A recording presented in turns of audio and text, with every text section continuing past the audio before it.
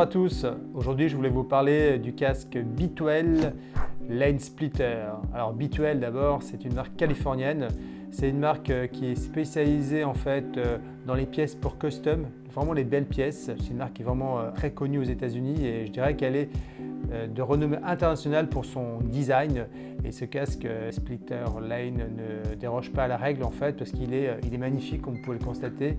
Évidemment, en plus de son look, ça reste un produit technique. Alors sa coque, elle est en polycarbonate. Son intérieur, comme sur les casques à rail, il est multidensité pour absorber les chocs. C'est un casque à la norme DOT et ECE, parce qu'évidemment, vu que c'est un casque américain, c'est pour ça qu'il est à la norme DOT.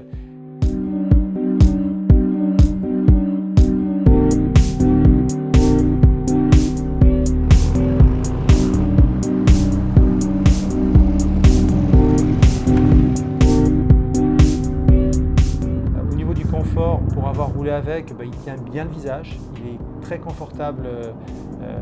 J'étais agréablement surpris parce que j'avais un peu peur. Je me disais, bon, le look c'est sympa, mais est-ce que le confort va suivre? Mais là, le confort est là. Par contre, prenez une taille en dessous de votre taille habituelle. Là, j'ai pris un S alors que d'habitude je fais du M parce que sinon vous allez nager dedans. Voilà, l'intérieur est démontable et lavable comme tout casque moderne d'aujourd'hui, mais vraiment le petit côté un petit peu méché à l'intérieur, il est vraiment agréable et le tissu, on a l'impression qu'il va bien vieillir. Après, il faudra voir dans le temps. Alors au niveau du bruit, m'en parlez pas, j'ai pas pu vraiment le tester, il faudrait que je roule plus.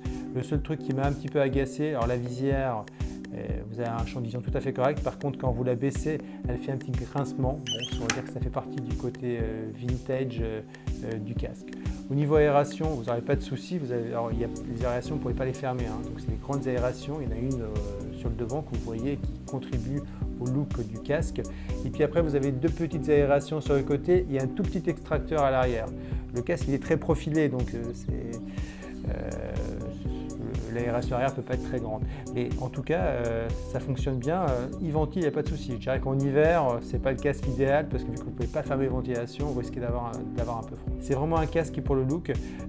Au niveau de la sécurité, j'ai oublié de vous parler de la boucle double D. Ça, pour moi, c'est un incontournable. Avec un bouton pression, la sangle est vraiment de qualité. Le casque est bien fini, quoi. Là-dessus, on peut pas lui apporter de critique. Je ne ferai pas des centaines de kilomètres avec, mais il est confortable.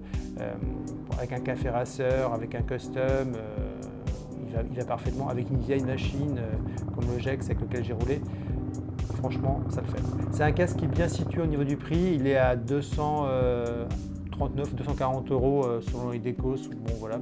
Là c'est en finition rouge mat, mais il existe dans plein de finitions et vous avez plein d'écrans différents que vous pouvez venir adapter, donc vous pouvez venir customiser votre casque. Donc ce qui fait qu'on a un produit que je dirais vraiment sympa, quoi. En tout cas, je trouve qu'en termes de look, vous ne passerez pas inaperçu. Voilà, j'espère que cette petite présentation vous a plu et puis si vous avez des questions, n'hésitez pas.